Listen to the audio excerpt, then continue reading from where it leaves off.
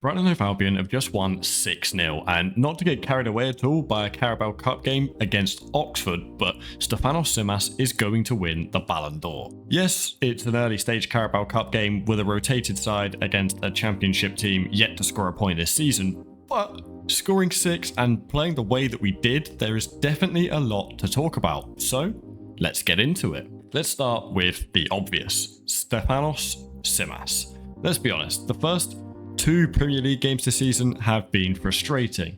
Brighton looked solid enough all the way up until we get near the opposition's goal, where we, safe to say, have lacked clinical edge. You get the feeling that we could pass the ball around for hours and not score a goal.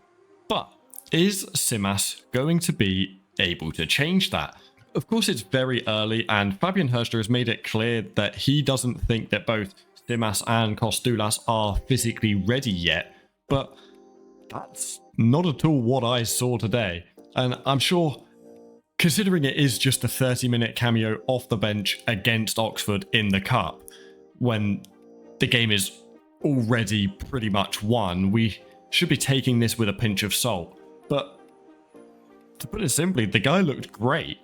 He's incredibly explosive, he's clinical and composed, and in his first senior minutes for Brighton, he has 2 goals, and instantly you can see why people are relatively buzzing.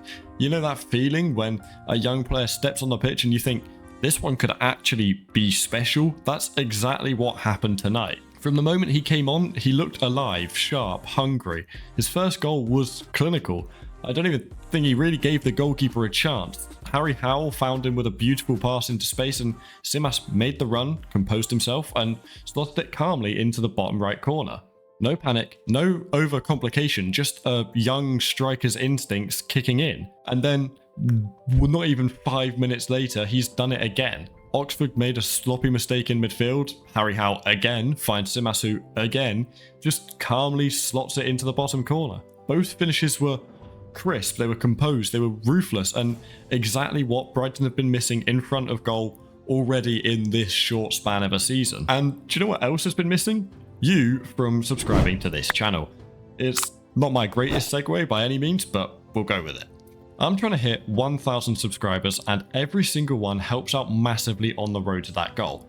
Anyway, as I was saying, it wasn't just about scoring. The way Tzimas carried himself on the pitch was all-round impressive. He was constantly offering himself as an outlet for teammates, constantly thinking about where he could exploit the space. You could see him just moving, calling for the ball. It was like watching a player who not only has the technical ability, but the football IQ to read the game at a high level. Realistically, that is able to translate to the Premier League. Now, I'm not saying that he'll be unstoppable next weekend against Man City, of course not, but that instinct, the timing, the eye for goal is just, it doesn't disappear because the opposition are better.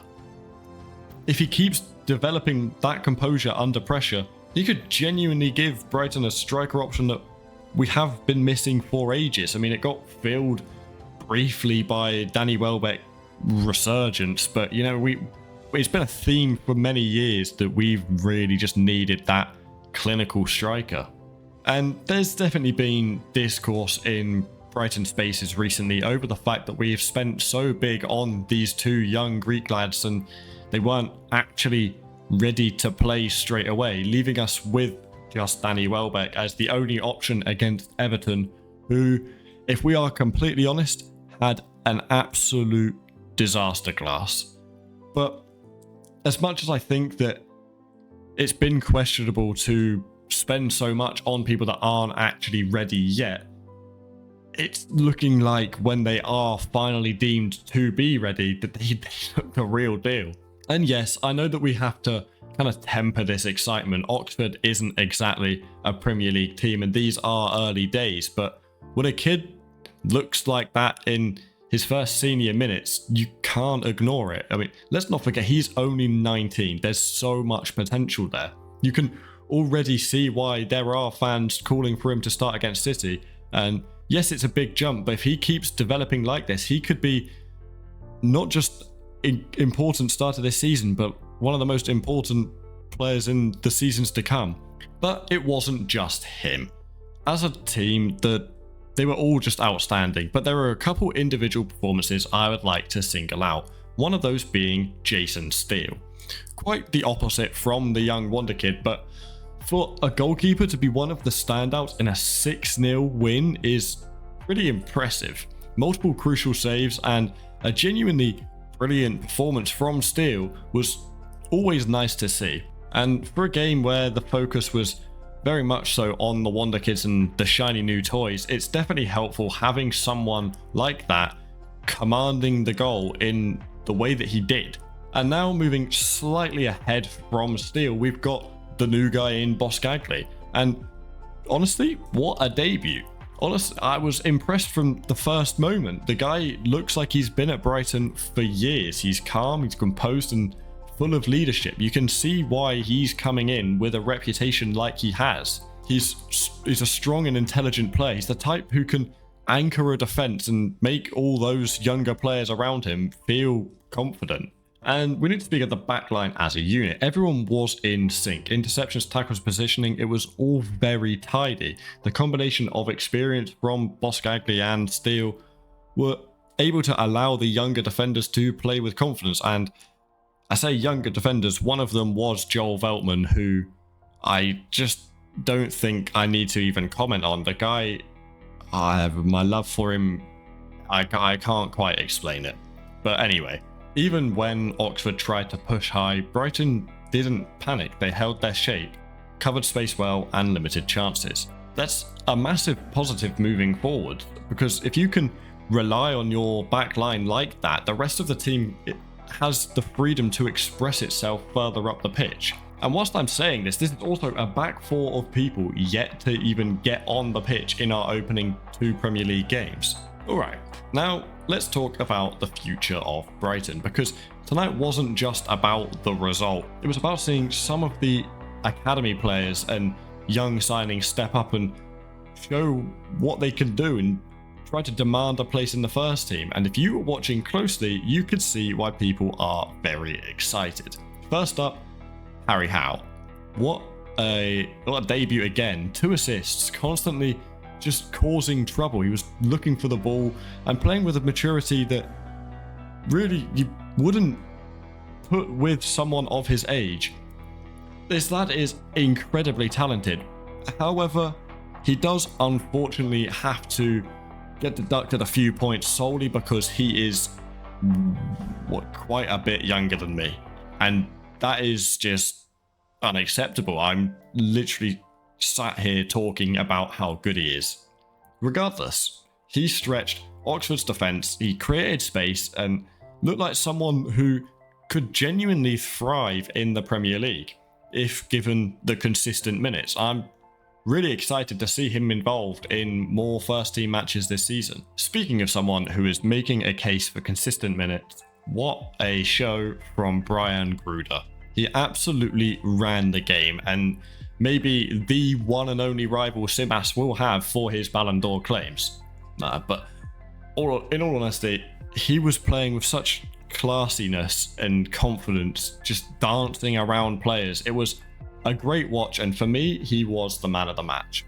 A performance like that absolutely stands out as someone who deserves to have a spot in the first team. He has shown he is capable of it already before, but in this game in particular, it was a statement that I don't really think can be ignored as to what he can achieve in a Brighton shirt. And if he is able to turn it around and be fit to start on Sunday, I absolutely don't see a reason why he shouldn't. I think he's absolutely earned it. And then there is Tommy Watson, another new signing, and he didn't really dominate the ball like Tzimas or Gruder when he was on the pitch, but he still managed to leave his mark by scoring a beautiful curled finish into the top right corner. It's that sort of composure that signals that he may also just be ready for senior football. And the common link between all of these young players is they're just all hungry, they're all confident, and they're all extremely technically sound. They all want the ball, they all want to create, and they all want to score. And crucially, they're doing so by linking up beautifully with both themselves and the experienced players around them. Tzimas' goals, Gruder's just all-round dominance, Howell's creativity, Watson's finish, all of it combined to show that Brighton actually do have another serious crop of talent coming through. And if these players can continue to develop and Fabian is able to give them the minutes that they need in the league, then we're looking at a squad that is going to be pretty incredibly difficult to break down, both in defence and attack. And I know I'm saying that off of the back of a game against Oxford. I mean, I think it does need to be stressed that this is not your average Premier League opposition, but they're still a good side. They were creating chances. We were just way better. So for me, the big takeaway from the Young Guns is promise and readiness. These aren't just academy kids out for experience. They're already showing that they can make a difference. And it's quite an exciting thought heading into the rest of the season when a difference is kind of exactly what we need after those first 2 games. It really is great to see a game where we are fielding a lot of new players and then see almost all of them end up on the score sheet in some way with some form of contribution. It begs the question of who is actually ready to step up, because obviously it is a step up from the round 2 of the Carabao Cup against Oxford to literally this weekend where we play recent treble winning and up there with one of the best teams in the world, Manchester City.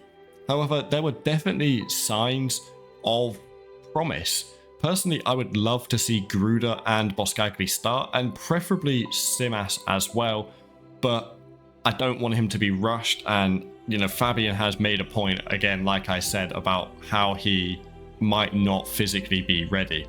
And if he was rushed in and then got injured, then, that's obviously not ideal. But he really looked more than up for it based off of this just one standalone match. But here's where you come in, the viewers. I want to know what you think. Who impressed you the most? And do you think that Tzimas should start against Man City? How do you feel about Gruder's chances of being the starting number 10? Drop your thoughts in the comments. I'd love hearing other fans' perspectives. And if you have enjoyed this video, please consider leaving a like and subscribing. As I said, it helps out a lot. And with that being said, fade to black.